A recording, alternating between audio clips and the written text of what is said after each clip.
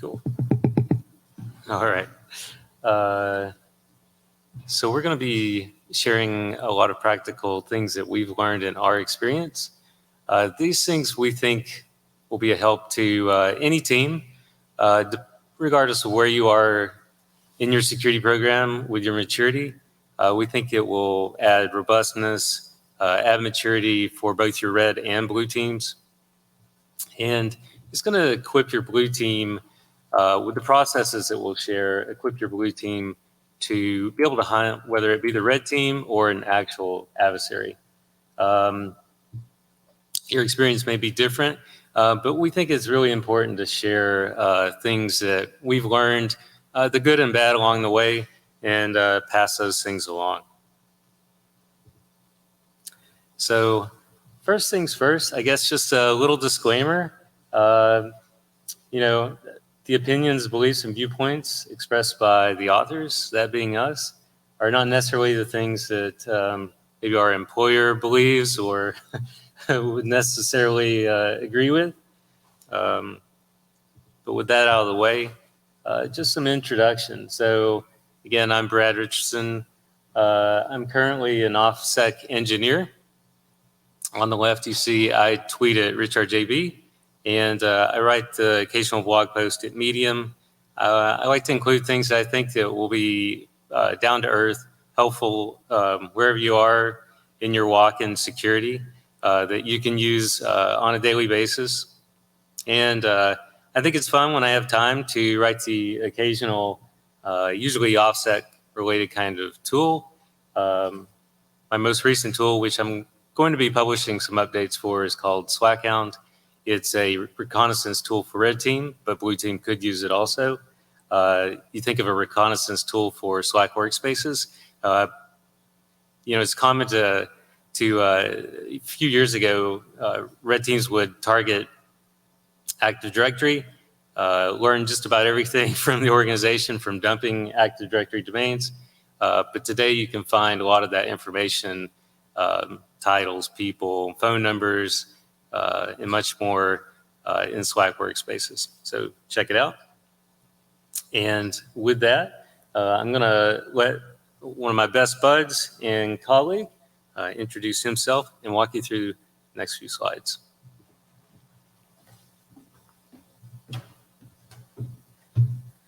Thanks, Brock. Good morning, everyone.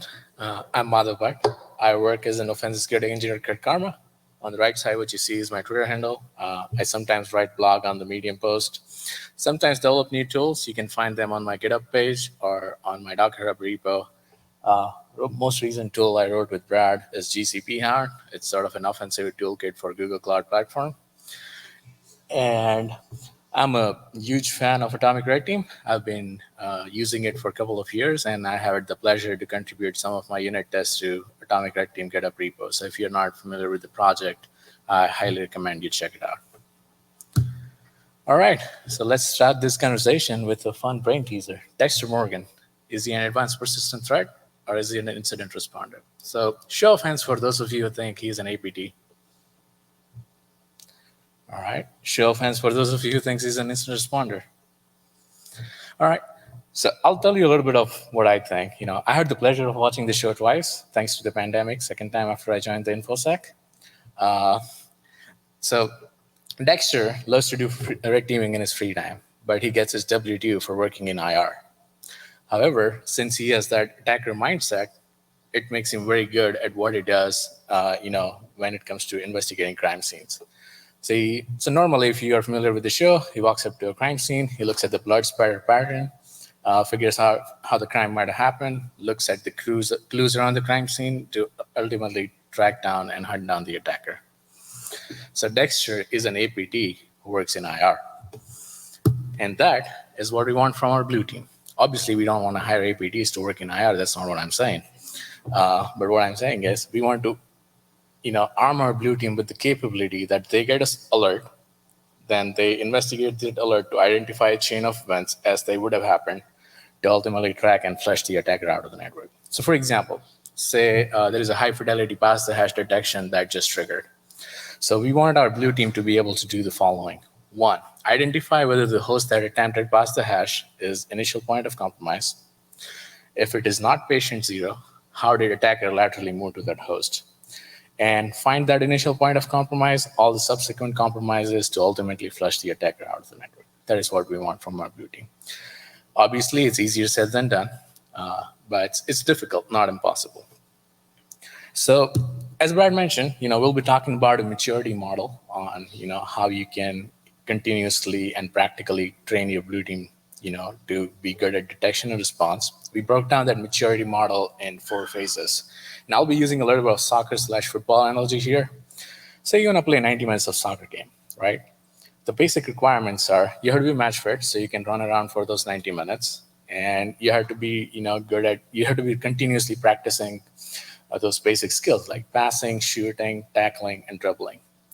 So the first 3 plays that you see, detection chart, purple team exercise, adversary detection pipeline, those are the phases that it trains your blue team for those basic skills and make them match fit.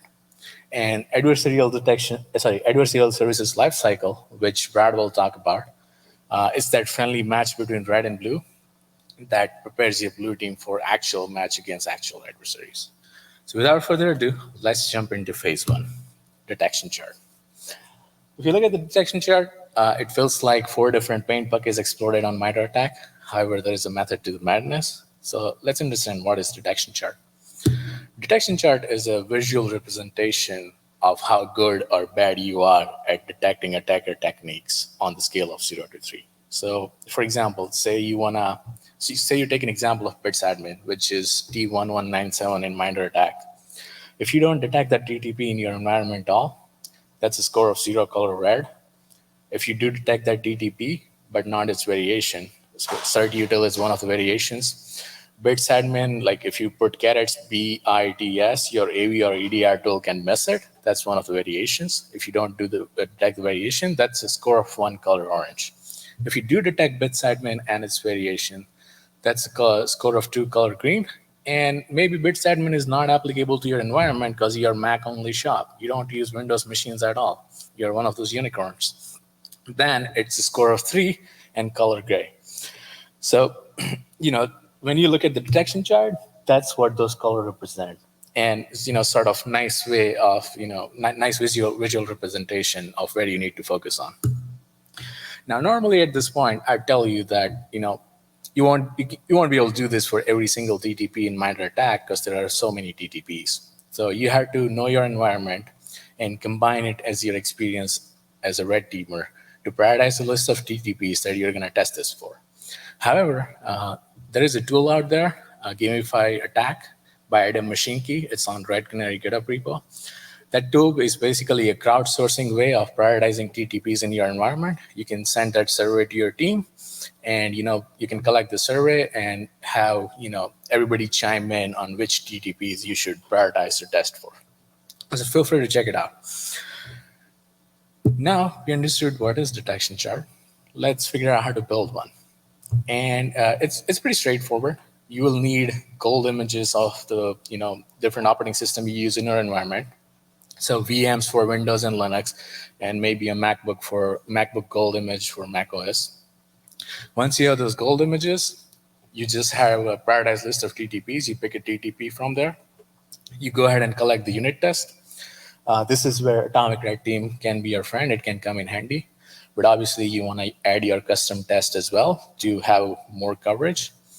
One thing I want to note is automation will be your friend. The more you automate, the more streamlined it will be going forward.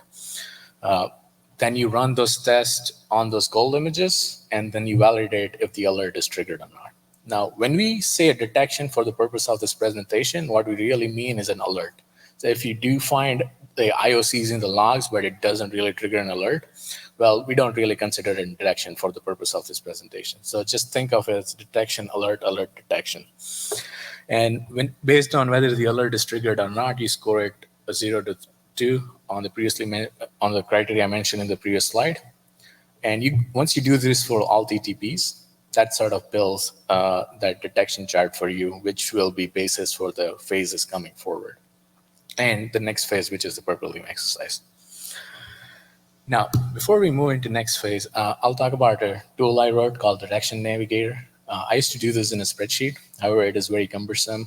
MITRE comes up with a new TTP, a whole new technique or tech.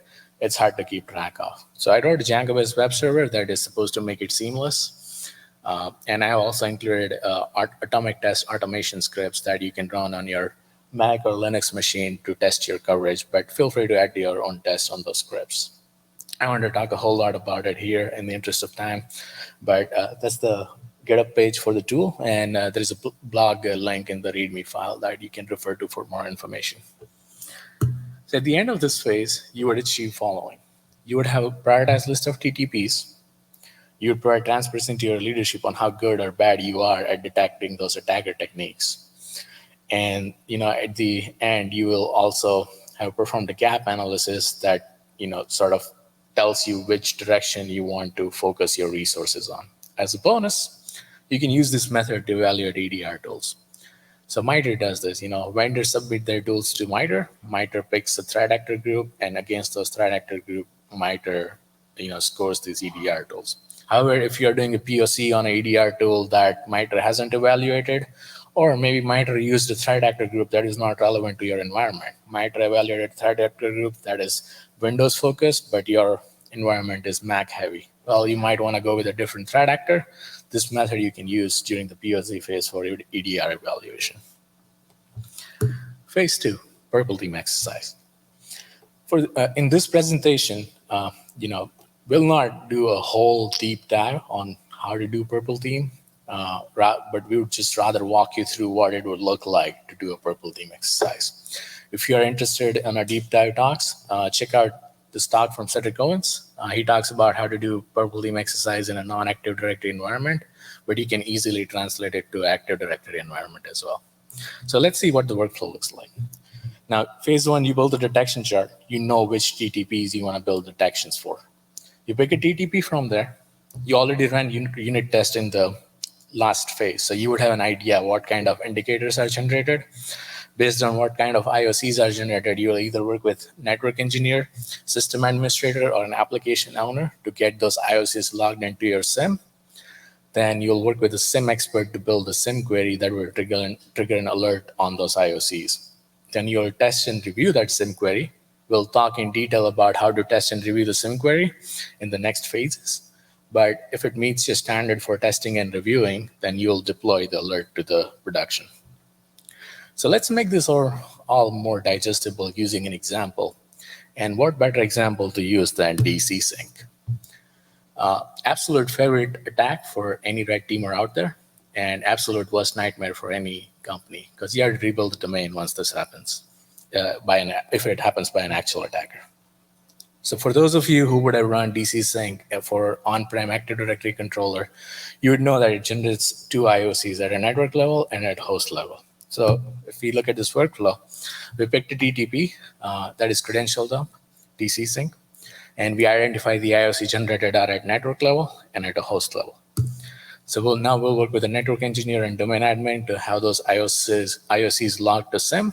Then we'll work with the SIM expert to build the SIM query that will trigger an alert for those IOCs, but exclude the domain controllers from it. Test and review that SIM query, and if it meets our standard, deploy it to production. Obviously, I'm making it sound this very easy. It is not. So I'll talk about one hypothetical challenge each, but depending on your environment, you might run into different challenges. So at a network level detection, your network has to be architected in a way that all your traffic to domain controller goes through that IDS that is sending the IOCs. If it is not, you get potential blind spots. And at a host level detection, whenever your domain admin team adds a new domain controller, you want to have a process in place so that your blue team or detection engineers get notified and they can exclude the new domain controller from that alert. Otherwise, it is going to flood your blue team with the alerts. So these are just the hypothetical challenges you might run into, but depending on your environment, they might be different challenges. Depending on which TTP you pick, they might be different challenges. And that is why detection engineering is difficult. Sometimes you don't have the logs, sometimes you don't have the visibility. Sometimes GPO is overriding what you're setting. There are just so many issues that you will come across during this phase. but you just have to power through them if you want good detections. So at the end of this phase, you would achieve following. You would have improved detection capabilities. This is a recurring process to validate detections. All the phases we'll talk about here are recurring phases. They never really end. It's sort of that infinite mindset Jason was talking about. You'll just be visiting at different point in time depending on where you're at. And this forces your red team to improve. They will not be able to use commodity TTPs, meaning they'll have to come up with their own, which will eventually make your blue team better. And as a bonus, it provides insight into the effectiveness and value of the security tools you are using, right? We all know the sales pitch for different security tools, and we all know sometimes how they turn out when you actually start using them. Well, say hypothetically your IDS is not capable of seeing those DC sync logs. Well, it's time to change the IDS. And for the next IDS that you are evaluating, you want to put that question in the questionnaire that you sent to vendor so that you get the product you need to be able to build the detections you want. Phase 3, adversary detection pipeline. This phase can go parallel to purple team exercise. The main difference is purple team exercise, the red team involvement is very heavy. Not so much in adversary detection pipeline, maybe just in review phase. This phase is designed so you can make your blue team self-sufficient, especially when your red team resources are limited. And it is also designed so that you have a documented trail of the detections you're building, and we'll talk about why in a couple of slides. But let's look at the workflow first. Based on the detection chart that you have, the detections for the TTPs you need, they go in the ticket backlogs of whatever enterprise ticketing software you're using, ServiceNow, Jira. Then your detection engineer either gets assigned a ticket or they pick a TTP they want to work on, either way. Then they're to look at the TTP, the IOCs they generate, make sure that those IOCs get logged in SIM, then come up with a logic to detect those IOCs, and then build a SIM query that represent that logic. That's your in-progress phase. Once they feel confident that their SIM query they build catches the malicious activity, they'll go to the review board. And this is the review process that we were talking about in that phase 2 slide from test and review. In the next slide, we'll show what the questions look like from the review committee. But if review committee finds the answers to those questions satisfactory, the content gets accepted, gets deployed to the SIM. If review committee finds something is lacking, well, the detection engineer goes back to working on the feedback and comes back again when they made the improvements. So again, let's make this more digestible using an example. And this time we'll use a different example, detecting SSH password spray. So based on that workflow, that SSH password spray went to ticket backlog. Now, say you got Sherlock Holmes in your blue team, right?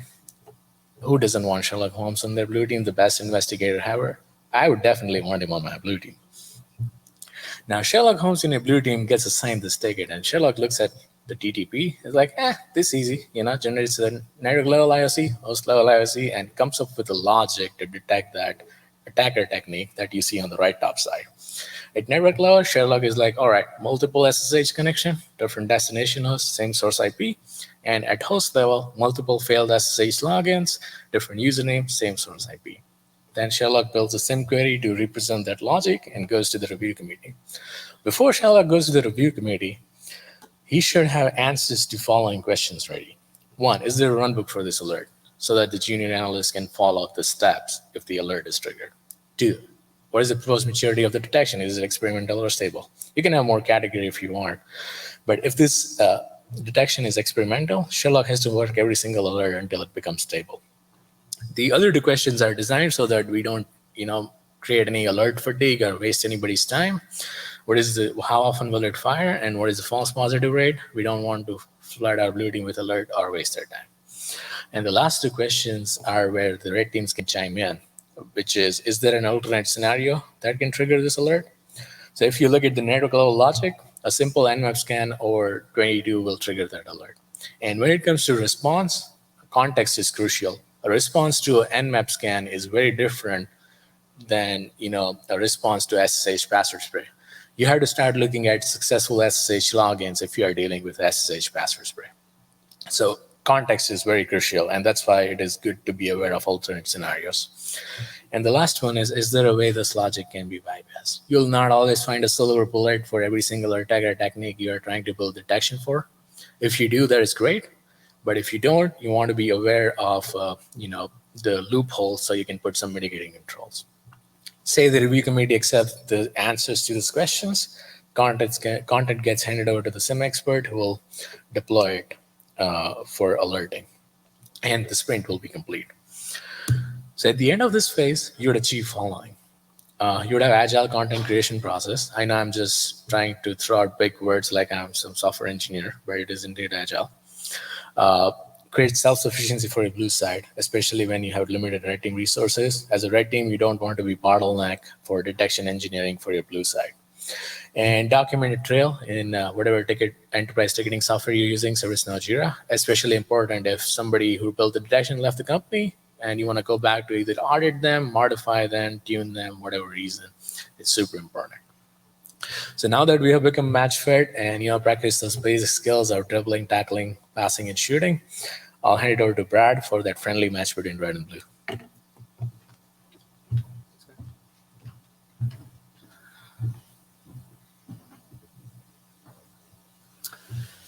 So what you see here is what we refer to as the adversarial services lifecycle. If you look to the left, you see where red team comes in with our very critical planning phase. Planning is going to ensure a really good red team exercise. The red team starts with the planning of the exercise. When you move into the execution, that'll be that friendly match between red and blue. After that, you're going to see AARs up there. We're going to talk a little bit about each of these steps, but for now, just if you're not familiar with this concept, AARs is really, think of it like an improvement plan. It comes from the government world and military when they conduct exercises. And then out of that, we'll have more of our reporting and our remediation. This is really where red team can add a lot of value and steer the remediation efforts to drive that continuous improvement in your security posture. We'll talk a little bit about what you see on the left, but keep in mind now, for now, we finish as red team. We're going to come back at the end of our different steps in our exercise, and we're going to do a blind test to make sure that all those good detections that we built or improved work the way we want them to work, triggered when we want them to trigger, and we're going to validate that we have a good, robust response. If we just had the detection piece and didn't have a solid response, then we wouldn't be complete. So jumping into each of these phases, we'll talk about the prereqs and our planning. Again, this is really critical from our viewpoint. So what you see on this slide on the left are the things that we think are key. And on the right, we have some basic examples of how you would implement that. So what you see here is we're going to start in our planning with getting feedback from our leadership, our executives. Wherever we're targeting, we want to make sure that we take those concerns into consideration, design those into our goals, into our objectives. We're going to use that as part of the basis of our rules of engagement. This document is going to be a lot of guidance around what we'll be doing during the exercise. We're going to take that once we have it baked the way we want to our legal team. This is going to add transparency to people outside of security as to what we're doing. It's also going to help keep the red team out of legal trouble.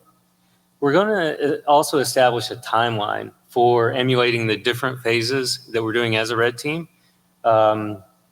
And we have an example here of what that looks like. But the main thing to keep in mind is this really helps us make sure that whatever we're planning to cover in our exercise, whatever the findings are that we want to get out of our red team exercise, whatever TTPs we're planning on using, it really ensures that we don't get stuck in a phase.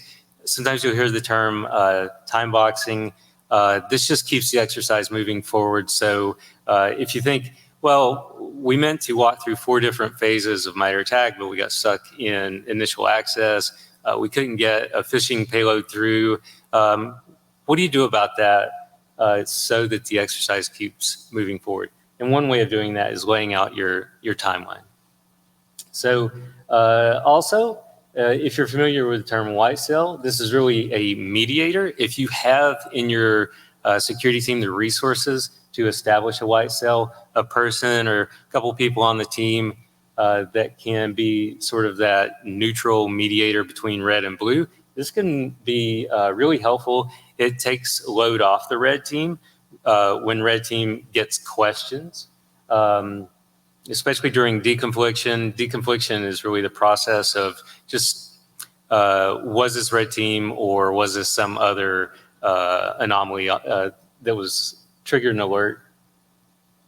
And also, white cell can be really important when it comes to reporting. Maybe white cell remembers things completely different than red and blue did. So you have that neutral outside observer that can help keep things straight as well.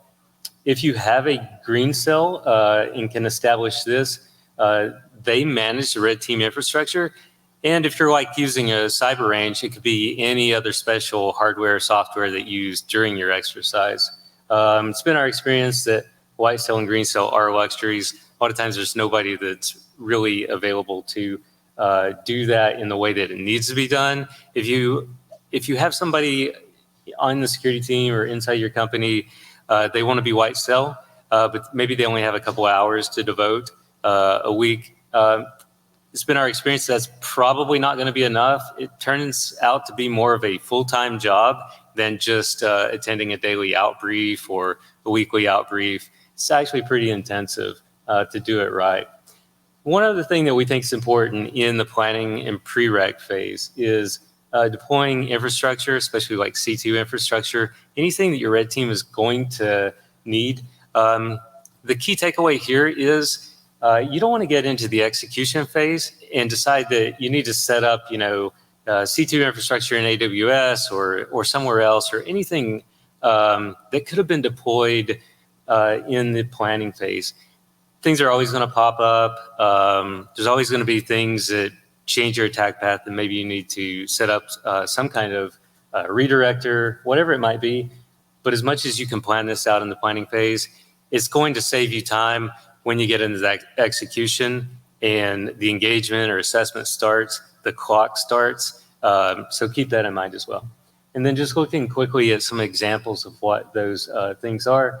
We get our objectives. That might be like, we want you to start from outside the network and work your way in. See if you can exfil sensitive data, whatever it might be. It could be like you're going to do spear phishing, but you're not going to do spear phishing for certain people in the company might be considered sensitive. Put that in your ROE. This is what we're going to do. This is what we are not going to do. Your target network range. And then another key thing is we think it's important to lay out, if you needed to stop your red team exercise, how would you go about doing that? Let's say an active attacker, hopefully this never happens, but you find one on the network. Red team's always getting into hosts. They're doing reconnaissance. What if your reconnaissance shows that you find Mimikatz and it's not yours? What do you do to stop the engagement and alert everybody, escalate, and get blue team looking for the actual attacker? So maybe bake that in as well into your ROE. And then again, about the timeline, you just want to lay out methodically the steps that you're planning to walk through during your engagement. So it might be initial foothold and how you're going to do it. It might be 8th to 14th, you'll do that. 15th through the 21st, you're going to be walking through the other phases. But the idea is to always make sure you have your plan laid out that keeps you walking through the exercise. So the execution of the red team engagement, again, you see on the left things that we think are really key. Strictly follow the rules of your engagement. Whatever you say you're going to do, try to do it. And whatever you say you won't do, if it's off limits, stick to that as well. Another thing that we think is important and would call out very practically is red team shouldn't do anything that would obstruct blue team's ability to investigate. It could seem cool to turn off EDR tools or take down Splunk, but if the blue team can't investigate, it kind of defeats the purpose of what you're trying to get out of the overall exercise.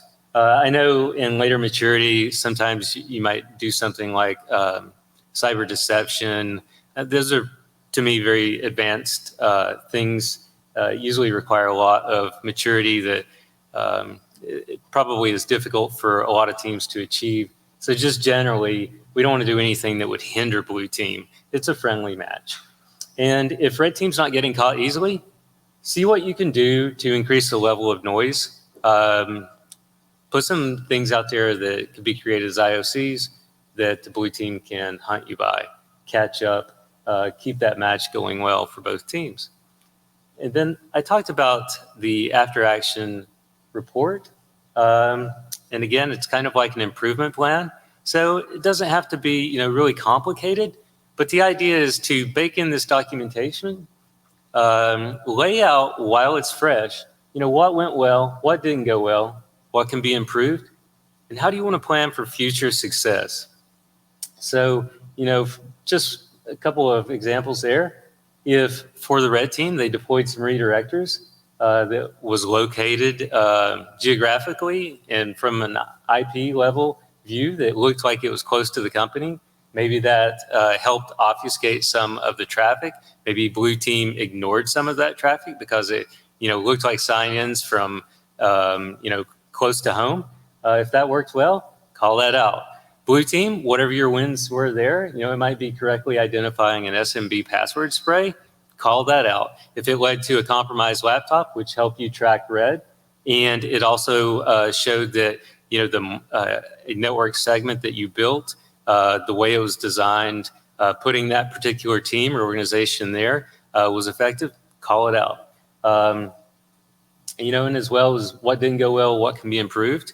All these things will provide that documentation. You'll remember more about what happened in your exercise, and you can carry that forward to the next exercise. So we'll talk a little bit about remediation. Remediation, to me at least, is not really much fun. It's usually taking unplanned work to other teams, which love that. And it's also a way that we as security, and especially the red team, can put our signature on the things that we think really improve the security posture. Security orgs are all working in 100 different areas, but this is where we can say, we demonstrated that this is an actual risk. And we know that it's an actual risk because here it is. Here are screenshots of it. So we can tailor a lot of the remediation work that's being done. Red team probably knows better than most other security orgs what causes attacker pain because we're playing the attacker. So what causes us time and stealth? Everybody's equal when it comes to time. And this is where we can say, if we did these things, it would really slow down or hurt an attacker's ability to hurt the company. So we break those down into prevention and also detection and response. We're focused on all three in our exercises. For us, we categorize prevention as anything that denies, degrades, and disrupts an attacker's tactics, of course, again, costing them time and stealth. So you can think about this in terms of like your normal preventative security controls like MFA, gray security control, network segmentation, could be even like stronger passwords or stronger password policy, all great security controls. Detection and response, this really involves the collection monitoring for bypassing the preventative controls, as well as you want to think about things that maybe can only be detected, right? But we can have a solid response if we can detect it. So Madhav talked about DC sync. Not a lot of great ways out there to prevent a DC sync, but we can detect it. And if we detect it, then we can take action on it. And again, MFA, great security control, great preventative control, but we all know that there are bypasses out there for it. And then, of course, living off the land type things, so abusing legitimate accounts and in cases of admin accounts. These are things that we can detect, even though it looks very normal, and then we can go after it. So again, kind of back to that adversarial services lifecycle in these recurring phases, we shift a little bit from what the red team is doing. Red team is still involved. We talked about the reporting and remediation. Coming out of that, the TTPs that the red team used in the exercise during the assessment, those are going to be a lot of the basis of how they form that color on the detection chart that you saw earlier. And one thing to note here is when we talk about the TTPs, now maybe they map really easily to MITRE ATT&CK, or maybe they're custom. Maybe you're a really mature team and you're doing a lot of custom tactics, writing your own custom tools and out-of-the-box signatures, things like that just aren't working. Well, it doesn't really matter for our workflow, whether it comes from MITRE ATT&CK or whether it's completely custom. It's going to feed in. It's going to be the basis of our unit tests for the detections that we're going to build to get them down the way we want, triggering with a low false positive rate. And of course, either way, they'll feed into our detection pipeline. And when we do those unit tests and we sit down collaboratively as a team after our exercise, red and blue together making purple, we will get those and ensure that maybe it was just we couldn't detect it at all. Maybe we could detect it a little bit, but not the variations. Once we get those detections down the way we want them, then we'll also ensure that we have a strong response for when they're triggered.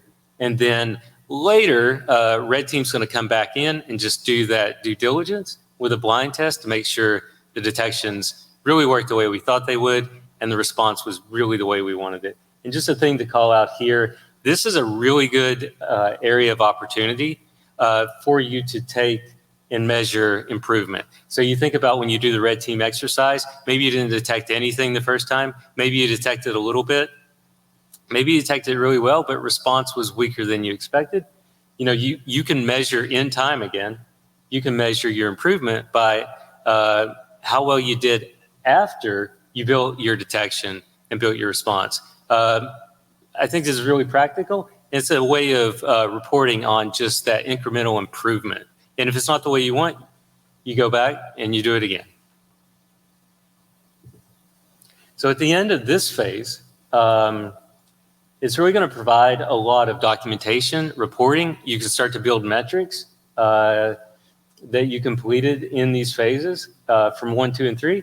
It's going to help your blue team learn to really proactively engage. Now, it might be the red team now, but it can be any attacker or adversary. And along with that engagement, they're going to learn to build IOCs and become better hunters.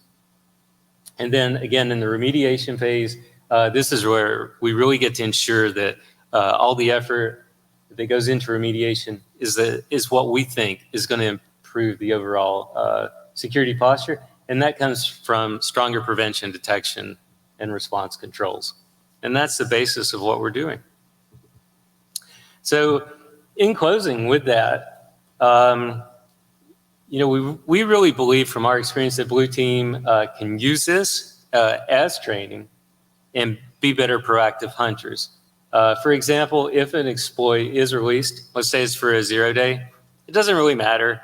At this point, Blue Team is used to looking at whatever the threat is, whatever they're going to be hunting and targeting, building IOCs from wherever the content originates from, and building those IOCs, building the detections, and building the response to it. All the phases are methodically linked, as we said, recurring, and they provide the basis of how you can incrementally and continuously improve your security posture. And then finally, transparency to leadership. So we talked about the remediation. Your leadership, your management, they're going to see with lots of documentation how your security controls are improving.